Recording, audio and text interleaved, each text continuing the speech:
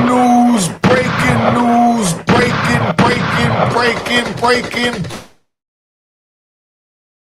Diddy's trial has begun today. Diddy's trial has officially begun today. So we'll find out if Justin Bieber is in it, if Cuba Gooding Jr. is in it, if Usher's in it.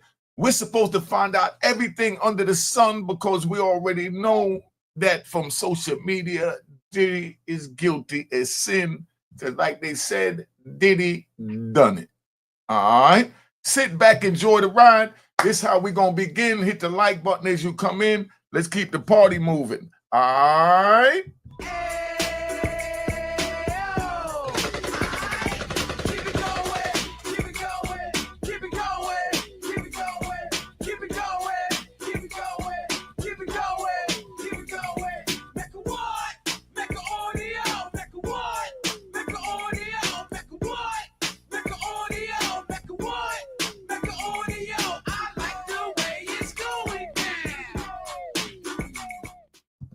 All right, you know what it is. Unique Mecca Audio, man. We're here. We're going to play this. We got Jesse Weber in the house. He's going to let it be known how they do it over at Law and Crime. They had someone that was actually in the courtroom today with Diddy, so we're going to find out exactly how it played out. So let's play this tape, and we're going to get the commentary. We're going to break it down from a hood point of view. It's official. We're here. The start of United States versus Sean P. Diddy Combs. What began with his arrest in September of 2024, an indictment on federal sex crimes charges, now brings us to May 5th, 2025, the start of his trial, the start of jury selection, to be more precise. Can't believe we're here. I've said it before. I've said it again.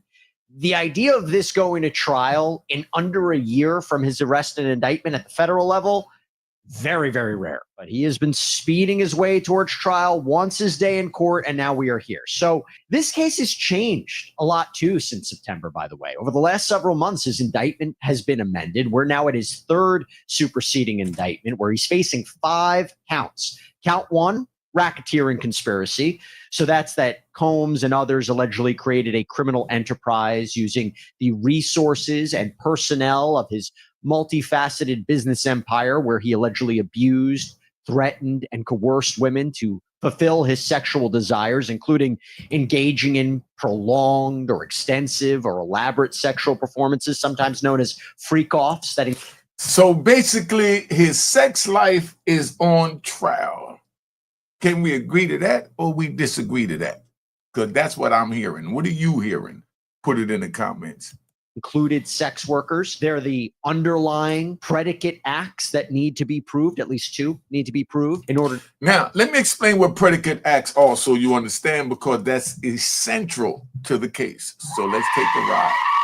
We're going to take the ride.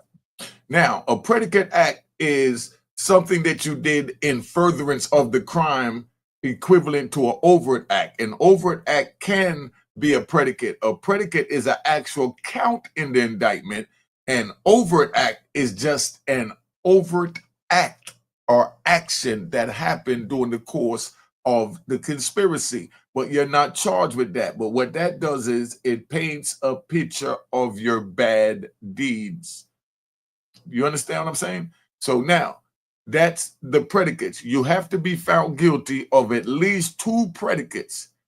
And for a RICO, it has to carry 306, a year and a day, they call it. A year and a day, you could go up north in the state system because you have that year and a day. Anything under a day, you stay in the county jail. So that's where that goes. All right. So now we know what a predicate act is, and they got to prove 2 predicate acts in order to find Puff Daddy guilty of this crime. And we're going to list the predicate acts in a few, but we're going to turn the mic over to Mr. Jesse Weber right now. See how I look real professional. To get the racketeering charge, these underlying crimes that make up the larger pattern of criminal racketeering activity. So whether that be kidnapping, forced labor, arson, sex trafficking. And speaking of which, counts 2 and 4 are sex trafficking by force, fraud, or coercion of victims 1 and 2, namely that Combs intentionally harbored, transported, enticed these alleged victims to cause them to engage in commercial sex acts using force. basically they saying that he flashed his wealth, showed him a couple of dollars. They saw a couple of dollars and decided to do a couple of tricks. You know what I mean? And now they're saying that the dollars made him do the tricks and he manipulated them by flashing the dollars. Do you think that that should be a crime? Put it in the comments. I hope you understood. If not, rewind this mother. Force, fraud, or coercion. Commercial sex acts, meaning something of value was exchanged or promised. Counts 3 and 5, transportation to engage in prostitution, namely that Combs allegedly transported victims and commercial sex workers for purposes of sex work, for purpose.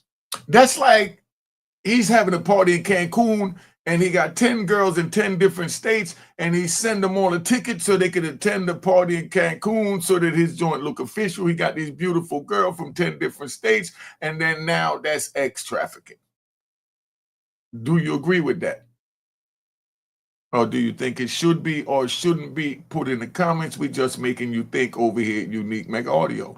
You pay for a girl's ticket to come and see you, spend time, smash, whatever you do. She go home and now it's ex trafficking. Do you understand that, y'all?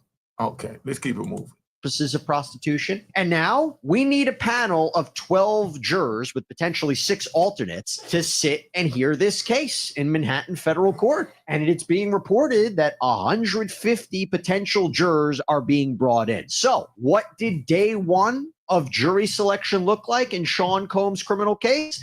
And y'all, could we get the like buttons up? Let's start real early, man. Could we get the like buttons up? Please hit the like button. Well, since there are no cameras allowed in federal court, we have with us our very own eyes and ears about what happened in that courtroom today. Law and Crimes reporter Elizabeth Milner was there. Elizabeth, so good to see you. Thanks for coming on. Oh, thanks for having me, Jesse. So I'm going to start with the question I always ask you. How did Diddy look? What was he wearing? And who was with him?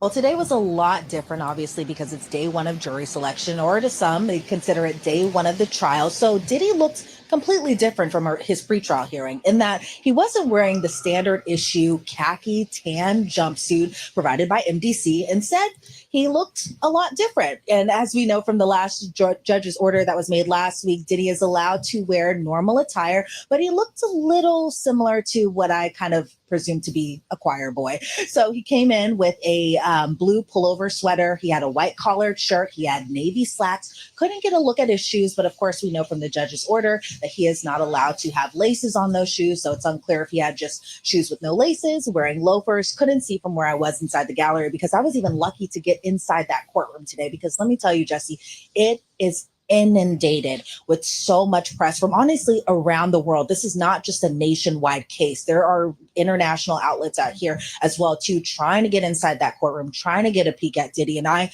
thankfully was one of the lucky few to get inside, because I think they were only allowing about 10 or 15 people from the press, because the rest had to be filled with a lot of prospective jurors. So the side where normally the defense's side sits or normally the family sits, instead that entire side was empty, at least for the first half of court today, mainly because he had to put in all those jurors. And I know we're going to talk about that more in a second. But as far as Diddy goes today, his demeanor seemed upbeat at first, but then there was a moment, I think it was a little bit before the lunch break, where Diddy kept having to go, take some restroom breaks in between the prospective jurors' questions and that type of sort. And then he uttered something that I found to be pretty astounding given how confident and upbeat he appeared. He said, "Your Honor, I'm a little nervous," which is something that finally you kind of see the mask slip off a little bit, where it's like Diddy is finally admitting the weight is kind of coming on to him as far as having to go to trial for these federal charges that he's facing. This is what I heard. I don't know what you heard, right? I heard Diddy told the judge, "Yo, judge, I'm a little nervous. I keep pissing on myself. Give me some piss breaks. Whatever, bathroom breaks." You know what I mean? I've been in that situation where you ain't even got to pee, but you just feel like you got to pee, like it's all coming out. And you make them stop the trial. Take you in the back, take you to the bullpen, handcuffed, shackled, go through all this and go through the door, get to the bathroom, and you stand there and just a drip come out, pop. That's that nervous drip. Diddy having that nervous drip right now. They said he done had to stop the trial a few times for him to have bathroom break. Yo, Diddy about to shit on himself, man. That's really what's happening. I'm just keeping it 100. This the phase where if you're a man, you control your bowels. You know what I mean? If Diddy a man, he control the bowels and he just urinate. If not, he gonna go in the back and defecate on himself, and every 5 minutes he's gonna come out. They might have to give Diddy a diaper to go out in the trial. You think they might give Diddy a diaper? If Diddy keep pulling these bathroom runs because he's scared to death, right? Here's a guy that was a billionaire. Cause we ride, we having a live, right? Here's a guy that's a billionaire. He's jet setting across the country with the most beautiful women. He's flashing money, jewels, everything. He's getting everything he wanted. He just knows it's fully legal. And then they swoop in and put him in a little cage like what they had Unique Mecca audio win and said, now you got to fight for your freedom because we want you to take the cell that Unique just left. And he's like, but hold up, I'm just partying. And they're like, yeah, that's the point. You're partying without us. You're spending all this money, you're flossing all this, you're suing liquor companies, you're just out of control, Diddy. Diddy, you're out of control. You're way out of control. This is what they told him, you know what I mean? So we're gonna park you, you know what I mean? And try and, scare the crap out of you. That's like, we right. That's like it was a dude in California told me this one, right? He said, yo, I met this girl. She was so fine, man. I'm talking to her, man. And as I'm talking to her, it felt like I was in the middle of a 5-lane highway and tractor trailers is coming from both angles and they both go by and the wind push you in both angles and you just, woo, you know what I mean? That's what Diddy feel like right now. He feel like woo on himself. You know what I mean? So he calls for a few breaks. Why do you think Diddy's calling for these pee breaks? Somebody put it in the comments.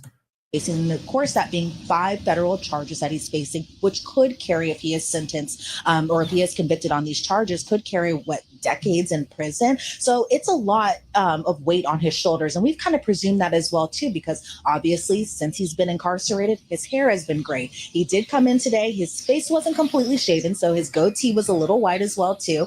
But when he had first come into the courtroom, he did what he usually does. He hugged all of his attorneys. He looked outside or he looked into the gallery to see who was there as far as family goes. Unfortunately, no immediate family was inside the courtroom today. But again, we have 2 more months to go at trial, so it's likely that they'll be here for opening statements. But that's, unclear as far as what family members will be there at what times, that type of sort. But as far as today inside the courtroom, it was really that associate or member of his entourage who, again, was wearing that free puff hat, that free puff sweatshirt. But instead, he had to flip it inside out, as we probably presumed, because those prospective jurors are going to be coming into that same courtroom where we're sitting as the press, where his associates are sitting. So he had to turn that shirt inside out. And what I did also spot was Justin Combs' brother inside the courtroom, too. Now, with Justin Combs' brother, we have to remember that he is not Diddy's son. However, it's somebody who has been very who Diddy is obviously very familiar with, that being his son's other brother from a different relationship, because it's a tangled family web as far as everything goes with the family and everything like that. But while Justin Combs wasn't inside the courtroom, his brother was. And I think Diddy kind of looked at both of those 2 associates and then Justin Combs' brother kind of as support, kind of as like a nice presence to be inside the courtroom, because I do think he relies a lot on the support of his family and of his loved ones to be inside that courtroom. But again, we still have 2 more months of trial. So I assume, his mother, his daughter, maybe possibly his daughters, but at least bare minimum, his sons will be inside that courtroom. If they'll be there every day, that's a wait and see. But I'm sure for opening statements, they definitely will be. And I got to say, I'm not surprised. If he meant it, he's nervous. Look, it's not only decades. He could potentially face life in prison if he's convicted of the most serious charge. And look, his defense team was pushing forward to get this in front of a jury as soon as possible. It seems they feel confident in getting an acquittal here or putting the prosecution's feet to the fire. I want to move on to a little bit about what happened today. You and I had spoken earlier today about who was there for him. Attorneys there for him. Mark Garagos now there is in a more of a consultant role. So you have the attorneys, you have the prosecutors in court. I want to talk about the jury. Okay, so it's my understanding that prospective jurors came in last week. They filled out these questionnaires. And based on their responses, that number is going to be ultimately whittled down to the jurors who were selected in this case. So first, before we even get into the ins and outs of what jurors said in court, get them likes up, get them likes up. We need them likes up. Of what were some of the questions that these jurors were asked in their questionnaires, because that became a big focus of their today, what their responses were. So, and I know, and by the way, just to let everybody know, a little while ago, the court actually released preliminary instructions in this case and some of those questions too, and maybe we'll put it up. But Elizabeth, you give us a general brief idea about what were some of the questions they were asked. Well, some of the questions included just people and places, whether or not there was a whole like laundry list of celebrities and whether or not these prospective jurors were familiar with them. You know, they range from Kanye West to Michael B. Jordan to Young Miami to Dallas Austin, who's a music producer, to Harv Pierre, who actually was named as one of the defendants in one of Diddy's civil suits. And so prospective jurors were asked who they knew, and most of them were very. Who do you think is going to show up to this trial? Who do you think is going to show up to this trial out of all the names they said and the names y'all know? Who do you think is going to show up to this trial? Somebody let me know. Who you think going to show up? Honest about their answering. They were like, you know what, I don't know them personally, but I do recognize, for example, Michael B. Jordan from movies. Obviously, Sinners is very popular right now. So, of course. You think Michael B. Jordan would show up? That is probably going to be the name most were able to answer yes or no to. But I was kind of surprised at how many people didn't know of these like laundry lists of popular celebrities, especially when you have names like Kanye West on there, especially when you have names like, you know, Michael B. Jordan, that type of sort. But there were some prospective jurors who did not or who were not familiar with these certain people. Now, as far as places goes, I don't know the full extent of what was asked as far as places goes, but there was this one juror who did kind of talk about a hotel, the Essex House Hotel, that was on the list of places that prospective jurors were asked about. And this juror in particular, he just said, you know, he had worked at this particular hotel sometime last year and all of that sort. Now, as far as some of the other questions that were asked, you know, they were asked simple questions as far as, do you know any additional information about this case? Do you have any training in addictive treatment, domestic violence, sexual abuse? Do you have any views about prosecutors or law enforcement? Have you been involved in legal issues such as a lawsuit, such as a criminal case? Have you been a victim of a crime? Do you have feelings about law enforcement, hip hop artists, witnesses testifying under immunity, witnesses also testifying under a pseudonym? And is there any reason that you wouldn't be able to serve as a prospective juror? Now, some of these questions, especially when it comes to like legal issues, criminal issues, surprisingly, a lot of people were very forthcoming, whether it be that they were in a DUI accident, that being that they were the victim of a DUI accident. One woman had talked about how she stole a wand from Harry Potter World. Yeah. A lot of these jurors have been very transparent as far as being honest about some of the legal issues that they've dealt with in their past. I definitely want to get into all that for sure. And by the way, just before I get into a little bit more of the celebrity aspect, so I understand the judge came in, brought the jurors in, read them preliminary instructions. And just so everybody knows what we're dealing with, I'm reading from this document that was released. You know, don't do any research on this case. Don't discuss your questions and answers of the case with anyone or until further instructed by the court. But listen to the schedule. Potential jurors will be called back for further questioning and jury selection from Monday, May 5th through Friday, May 9th. Your availability during that week will be required. The trial will commence on Monday, May 12th, 2025. That's again, assuming they can get a jury by that time. This trial is expected to last about 8 weeks. And generally, trial will be held 5 days per week, Monday through Friday. During the first week of trial, Monday, May 12th, 2025 through Friday, May 16th, 2025, trial will be held from 9:30 a.m. until 5 p.m. After the first week, trial will be held from 9:30 a.m. until 3 p.m. Trial will not be held on Friday, May 23rd, Monday, May 26th, Thursday, June 19th, Friday, July 4th. These are all the holidays. But going back to the celebrities for a second, I found it very interesting that the jurors were asked, you know, is there anybody on this list that you know? Michael B. Jordan, Kid Cudi, who you and I both know, became a component in Cassie Ventura's lawsuit. We believe Cassie's going to be a part of this case, probably victim one. The allegation is that she had a romantic relationship with him, that Sean Combs may have blown up his car at one point. I didn't know what the connection of Mike Myers, the actor, I didn't know what the connection Michael B. Jordan might be. Kanye West, I mean, as far as I know, Elizabeth, Kanye West had been talking to Sean Combs in jail, maybe called him up. I'm surprised by some of these names. And also, I mean, if you have any more context about what their connection could be to the discussion about the case, but is it my understanding that Kim Porter, his ex, Sean Combs' ex, the mother of his children, some of his children, and who died several years ago, she may play a role in this case as well? Yeah, and it's interesting that you bring up. Now, Michael Myers, not 100% sure as far as what his kind of connection is and why his name was even on that list. But as far as Michael B. Jordan, I thought about it for a second, and it kind of makes sense possibly why Michael B. Jordan. And that's that they kind of share a common ex, him, Sean Combs, and Michael B. Jordan. That's Lori Harvey. Now, Lori Harvey dated Sean Combs Combs for a brief period a few years ago. And then as we know, or maybe as people know from Instagram, Michael B. Jordan and Lori Harvey went on to have like a years-long relationship after the fact. Now that's, as far as I know, is probably what the connection would be as to why Michael B. Jordan specifically was on that. So they trying to say that they calling P. Diddy's ex new possibly scorned lover, Michael B. Jordan, to testify at Diddy's trial for his life. That's what I heard from that. What did you hear from that? While y'all think about that, I'm going to play the intro. Let's get these likes up. Let's get the party started.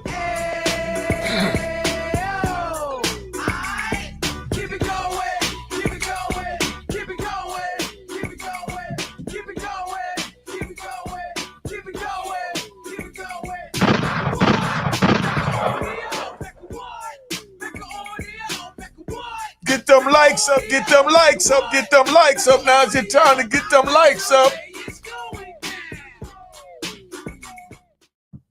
All right, let's get them likes up. That list, but there were other famous names on that list as well too. You know, you had Aubrey O'Day, you had Don Richard, you had, you know, I go back to like faces like, or names like Harp Pierre, who used to be president of Bad Boy Records. And as far as Kim Porter specifically, now she was brought up when one of the prospective jurors was kind of talking about her role as a chief marketing officer for a local, or for a big book publishing company. And I bring that up specifically because apparently there is going to be a memoir that's going to be coming out later this fall. And that memoir is going to be Al B. Shore's memoir. And he is a very important kind of central figure a little bit in Diddy's life. And I say that because he is the biological father of Quincy Brown, who Diddy adopted. Diddy, along with Kim Porter, because Kim Porter is Quincy Brown's biological mother. And that's why I say there's such a tangle web when it comes to the Combs / Al B. Shore family / you know, Justin Combs' family as well too. And so that was kind of, why are they trying to make that sound like a bad thing when Sean Diddy Combs took in his lover's son that was by another man and raised him like he was his own? Is how I know the story to be. If y'all know the story to be anything different, put it in the comments. Because they saying that it's a twisted web. I mean, how many times people get with somebody that already have kids and now they raise the kids as if they're own? That's what we do as men, if we love a woman. So they're trying to make it sound like Diddy's in this twisted web because Kim had this baby, Christian Brown, by somebody else, and Diddy took care of it, the half brother to this brother and that brother and half of this. Come on, man. the context as far as why Kim Porter and even Al B. Shore were brought up, in that a prospective juror did work at a local or at a publishing company. I think it was Simon and Schuster. And she was talking about how she had viewed a press release about this memoir that's, again, going to be coming out called Do You Believe Me? And it's pretty interesting, too, because the ties of that, in a sense, are also kind of related to the documentaries. Now, this one, I believe it's the Peacock documentary as opposed to the HBO documentary, and that Al B. Shore has made some allegations that have, come from Diddy's team. They have come back and they have, said these allegations aren't true when it comes to allegations that somehow, some way Diddy was involved in Kim Porter's death. Now, as far as whether or not this stuff is going to be admitted into trial, that's unclear right now. But It was interesting, kind of the government's point of the case, because they said that they don't really believe that Kim Porter and Al B. Shore will really be mentioned in the trial, whereas the defense, they seem pretty adamant that both of those names will be mentioned in the trial. So again, we still have 2 months. We don't know what all the government has up their sleeves, but it'll be interesting to see kind of how the defense comes and counters that, and how all this information that is brought in, some of these documentaries and these podcasts, because it seems that some of the figures that were in these documentaries, according to the government, will also be testifying as witnesses in this case. So it seems like you're kind of just having a little cross. Do you think that's fair that people that's going to testify, they allow them to go on Tubi and do TMZ, and then after they tell their story to the world from their version, and they come in and then they tell the story to the jury? Do you think that makes sense to you? Put it in the comments.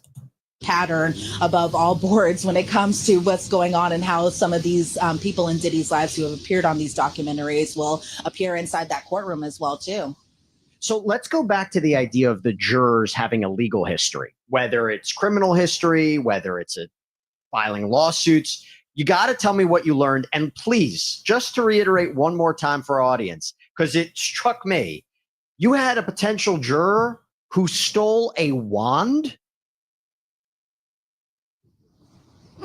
She was probably one of my favorite prospective jurors, I'm not going to lie, that I saw inside that courtroom. And she was interesting. She was a 30-year-old woman. She had talked about how she could be fair and impartial when it comes to this case. She said as far as the list of people and places, she only knew about two celebrities on that list. But she was interesting because she said she had a concert or a conference with unrefundable tickets, but then said she could make it work if she were to be selected as part of this juror. But again, she said she could be fair and impartial. She understands that she can't talk about this case with her sister-in-law, who, by the way, she had said in open court that her sister-in-law is a therapist. She had previous training as a teacher to deal with sexual harassment, something that we saw a lot from these jurors talking about, whether or not their job training actually required them to deal with some levels of sexual harassment, that being a training, that being a course, some type of thing.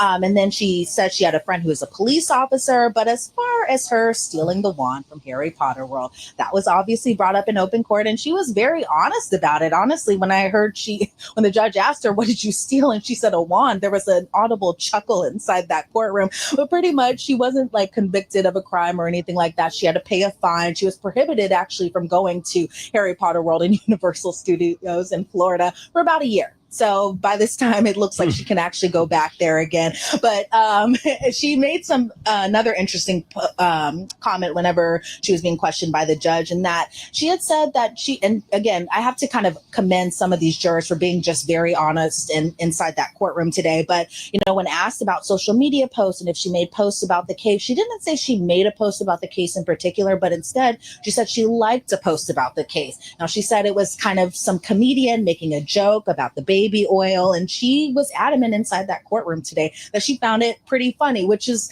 I couldn't see Diddy's face whenever the baby oil or anything like that was mentioned, but he sat there kind of taking it all in. From what I could see from him, he kind of had no reaction from what I saw, but she was pretty adamant that the post that she saw had to do with baby oil and had to do with Diddy, and she just liked it because, as she says, it was funny. And the judge said that she will proceed as a potential juror in this case.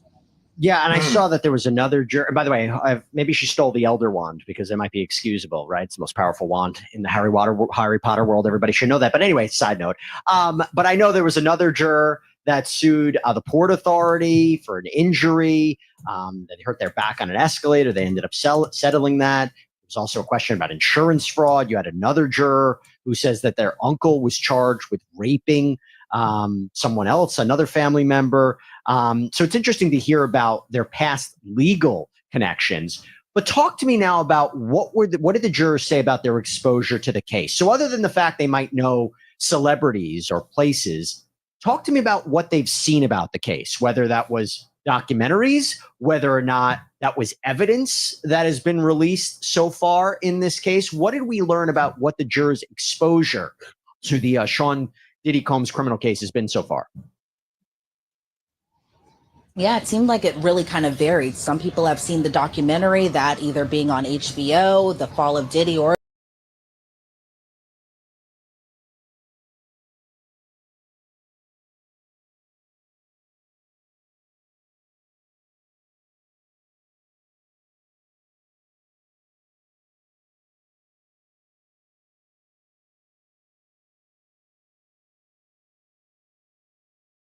particular didn't have anything to do with the documentary or anything like that. She was just pretty much a photo producer, so she had no kind of ties into the documentary or anything like that. But it seems like a lot of people were kind of familiar with the case, whether it be them seeing the CNN video, which obviously we'll see in trial, the raw version or whatever they were able to piece together, the government was, and showing that in real time, or real speed, I should say.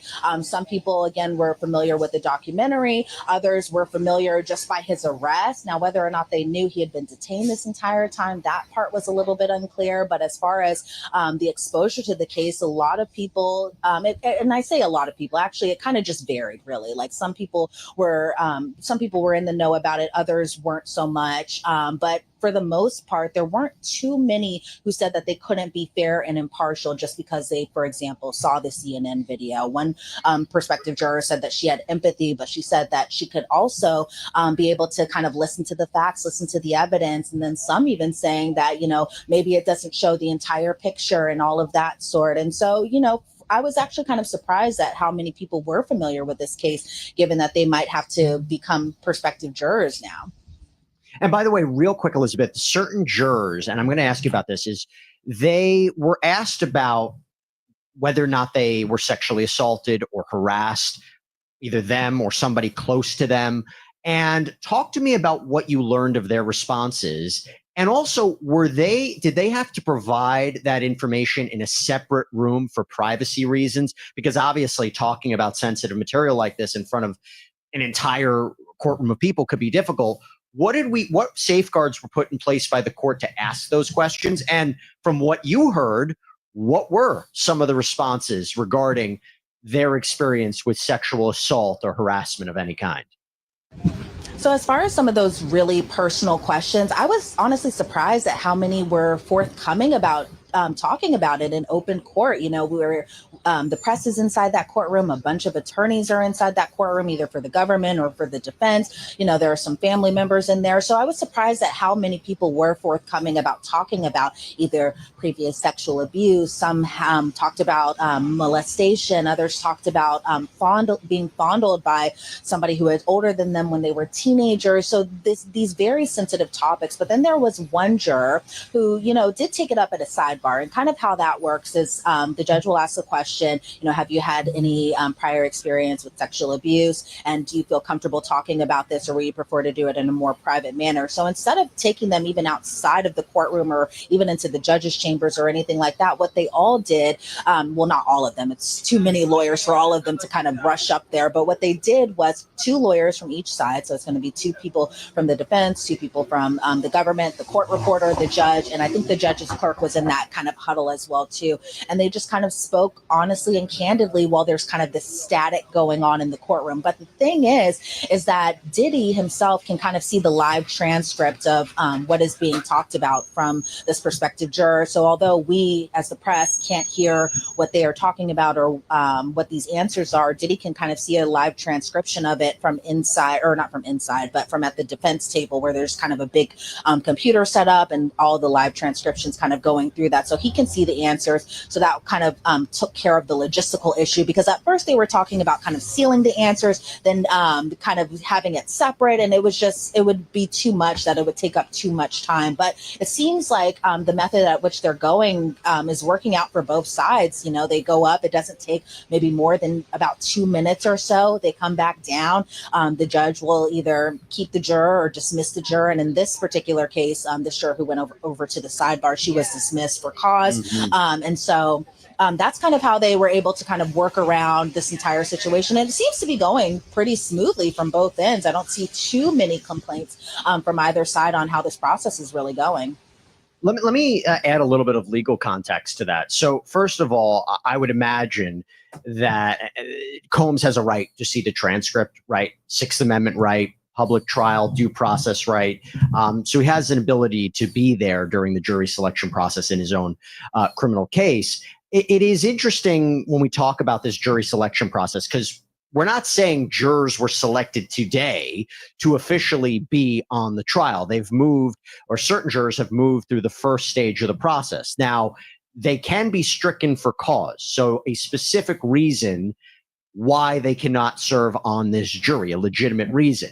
Now, that's different from later on, when both sides, generally speaking, the prosecution and the defense, will have the option to put forward preemptory challenges. So both sides are typically granted a certain number of preemptory challenges where they can strike a potential juror without even providing a reason.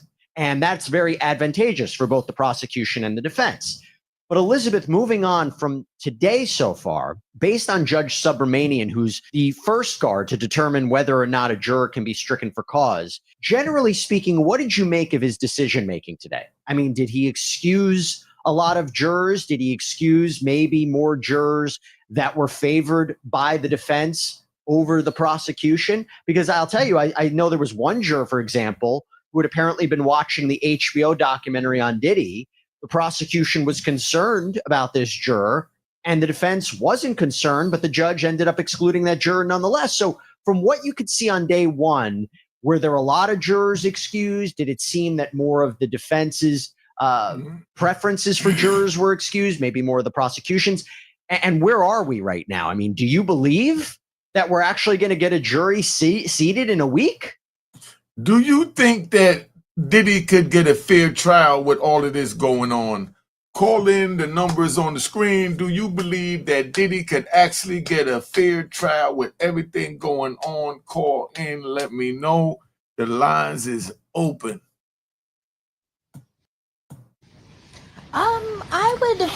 I kind of hold my breath a little bit on whether or not we'll actually seat an entire jury this week, but we'll see. You never know what can happen. I'm still in shock that we're even about to go on trial next week. So, don't take my word for it necessarily. But as far as the judge kind of dismissing jurors or keeping jurors, I was surprised at the amount of jurors that he kind of held on to today. To your point, let's Jesse, get them just likes kind of up. about this one juror, who had seen the documentary, or even one juror I found interesting. She was the one with the ocular migraine. She says it happens only about a few times a year. She says she needs like about 20-30 minutes. And I was kind of surprised that the judge had kept her on because, she was also the one to kind of talk about how a dentist who she had worked under was previously inappropriate with her when she was a teenager and all of that sort. And yet the judge decided to keep her on. And there was one moment that Diddy, I could tell, wasn't too fond of this particular juror. I shouldn't say too fond, but you could tell that he didn't seem like he had necessarily wanted her as a part of the juror. And that was that HBO photo producer. And so she had talked about, she also. Hold up, caller. What's up? Where you calling from? And what's your name? Brooklyn, New York. All right. Didn't hear you. Yes. I feel he cannot get a fair trial. Mm-hmm. Meaning wrong or right, I'm not sure of the situation. But to me, I think the odds are stacked against him. Everyone, I never been to jail, never dated a man that been in jail. But however, just hold on. What did you just say? Hold on. Did you just say you never dated a man that been to jail?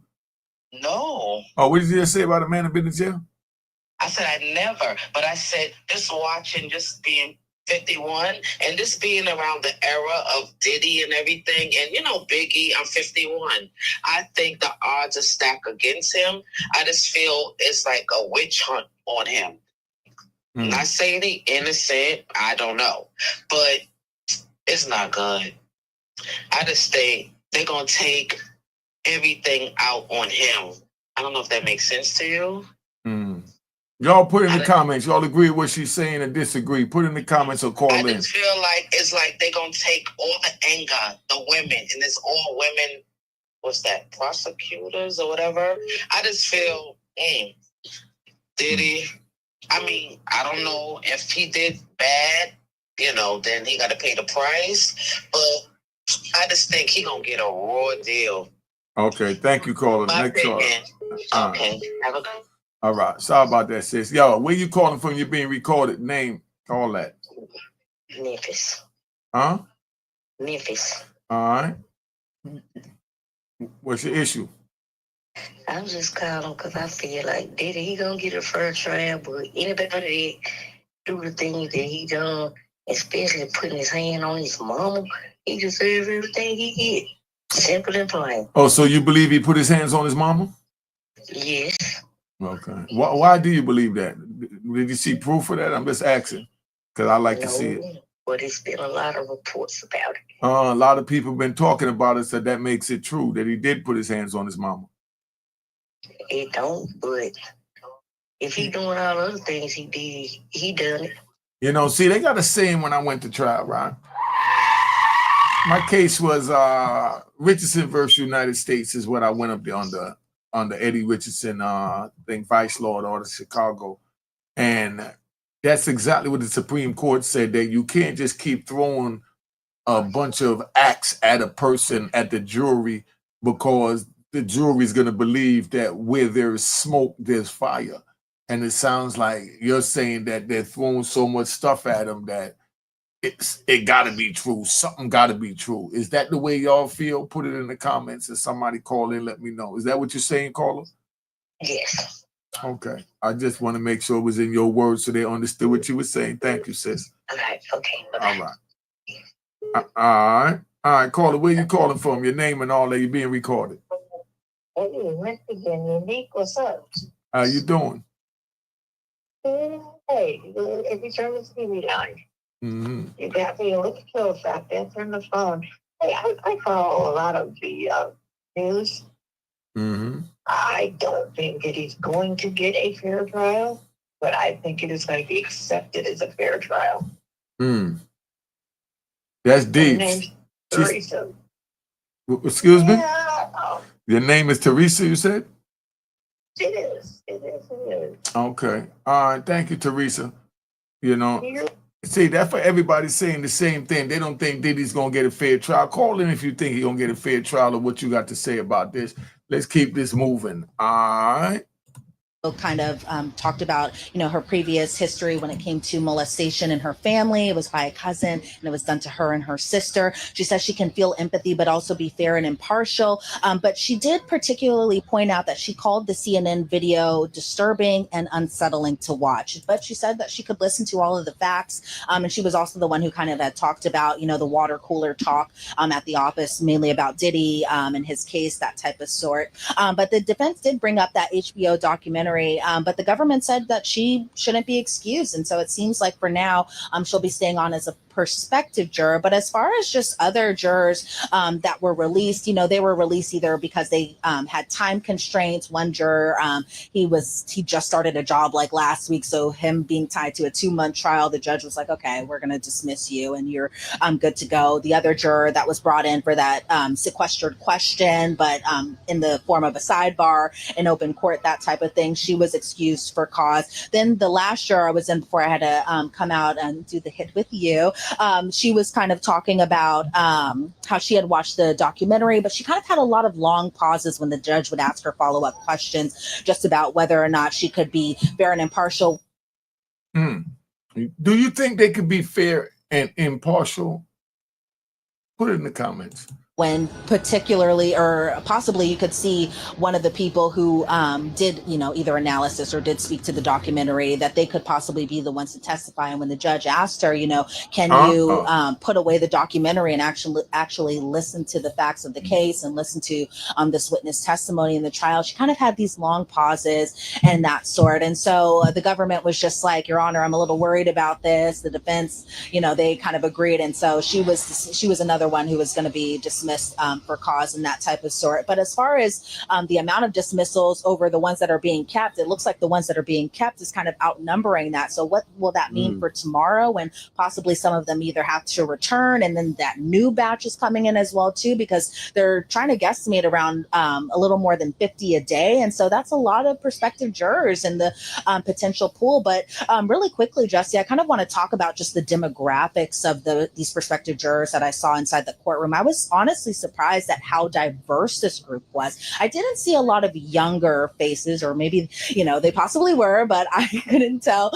But it didn't seem like there was any type of issue getting a diverse juror or prospective jurors or anything like that. Again, they come from all different walks of life. They are all different ages, all different races. I will say I didn't see as many white men prospective jurors today, but that could be completely different for tomorrow. But I was pretty surprised at how diverse everyone is, because when I go into that courtroom, I'm just seeing a bunch of lawyers, I'm seeing Diddy, I'm seeing other members of the press, but really you could tell that these were the people of New York. These were the people who are going to ultimately have to decide and judge whether or not Diddy is guilty of the charges that he faces or whether he's not. So we'll see what all happens with that. But again, a very, very diverse pool of jurors there, or prospective jurors. And let me tell you, this is not an easy case to sit on. It's definitely not an easy case to sit on. All right. Yo, you're being recorded. Name, where you calling from? This Rocco from Philly. What up, Rocco? Yeah, what goes around. He did Sean dirty, man. Europe people should stand up about that. Like, that's corny. I like P. Diddy. But because he did Sean dirty, he should go to jail for the rest of his life, whether he's guilty or not. No, but you're snitch. You don't like snitches, man. I've been following you since you got out of jail. Mm-hmm. You don't like snitches, man. You're a snitch. Mm-hmm. Okay. How did he snitch? Let me hear that. He snitched on Sean. He's testified against Sean. Oh, okay. All right. Oh, but it's cool that he did what he did. You know, I like P. Diddy. I'm a fan. I still listen to him. Mm-hmm. But New York people, Philly people, we different, man. Mm-hmm. We a little different. All right. All right. Thanks for calling me. Gladys Kelly. It's cool for you. It's cool for you to endorse P. Diddy. That's great. No, I'm not endorsing anyone. I'm just reporting. Dude like you built, man. You that dude, man. I can honestly say that about you. I've been following you since you got out. Yeah, that's what I'm saying. But I'm reporting. I got to give it fair and impartial. You know, I can't pick a side. I just show both sides. Well, if you see somebody like P. Diddy in the feds, you wouldn't even mess with him. He's from New York. Nah, he would if somebody came in the feds with what P. Diddy got, he would have got ran off the yard, poked up, and all that. So he wouldn't even have survived. That's all I wanted to hear, man. Yeah. That's all I wanted to hear. Anybody coming in with them type of charge getting poked up. All right. Where you calling from? I'm calling from the CLE. All right. What's up? I was just calling to say hi, and I have been watching your channel for a couple of days. Mm-hmm. Okay, you enjoying it? Pretty good. All right. Pretty good. All right. Thank you. I don't really have much to say. I'm just calling from this. All right. But I got a friend here that he want to say what's up to you. Shout out to you. All right. What's up, homie? Hey, what's up with your brother? I watch your channel all the time, man. All right. On how you did the 26, how you did the time, the 26 years and everything. And one thing I love about you, man, you didn't rat, and you did snitch, and you did your hey, I don't know why they don't beat you up more often, man, because you one of the guys that didn't rat and didn't snitch, man, that's out here on YouTube for them to be bigging up all these dudes instead of that whack ass one, that whack 100 dude, man. Shit. But as far as the Diddy trial, man, I wanted to say, man, I don't feel that he did everything, but like most people might think, I feel he didn't do everything they said he did, man. Mm-hmm. And he did, and I also believe with somebody else said, like what Dr. Umar said, that there's no way in hell he'd have been on top this long and didn't do no good to anybody. Mm-hmm. He helped somebody out. Word.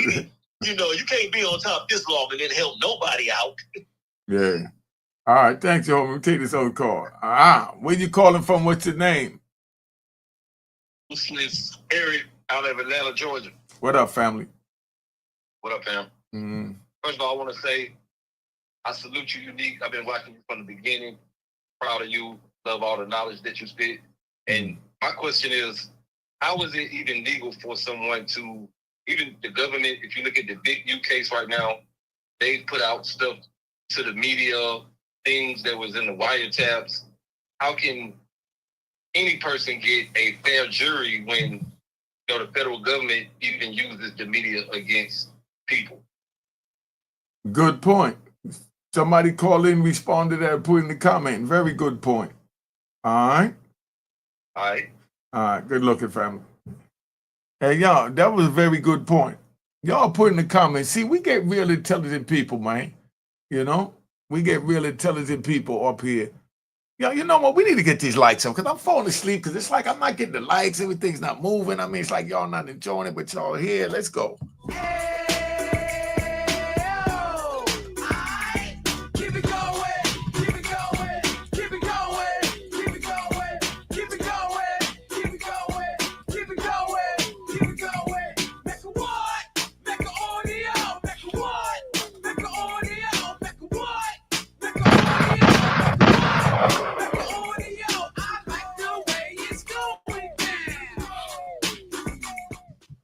All right. So now we got this thing rolling. Ooh, Genie. Let's go.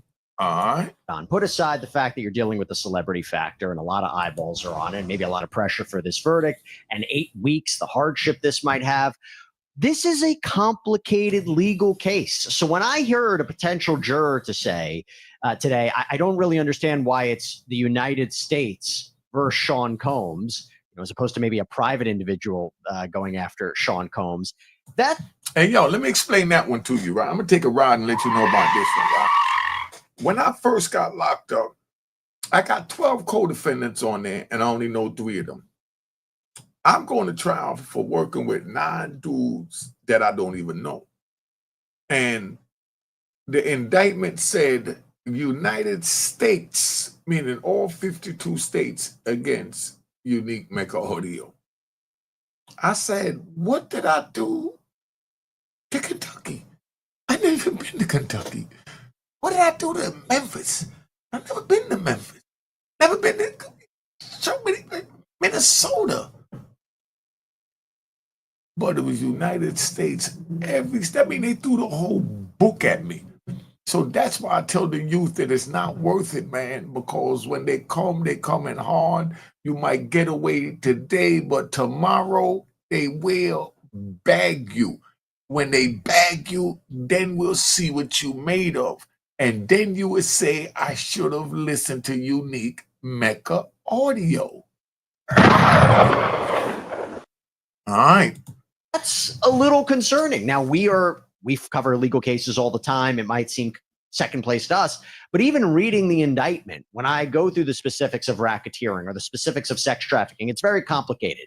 That might work to the benefit of the defense. Maybe it works to the benefit of the prosecution. We shall see. But I'm very curious to see if you can have jurors who will actually fully, and this is not a slight on any potential jurors. It's just, this is a complicated case. And I wonder if they're going to be able to fully grasp and recognize and understand what the elements are of these crimes and what they're supposed to do. It's not an easy case, which brings me to my final question before I let you go, Elizabeth. From the best you could see, did the jurors, the prospective jurors, did they look nervous? Did they seem nervous? Did they seem concerned about being there, being a part of such a monumental case? Not really, which is kind of surprising in the sense because when the jurors were kind of brought in and they were all brought in together, some were in the gallery, some were actually in the jury box, Diddy and his defense team are facing all of them, which to me, I would feel a little intimidated by.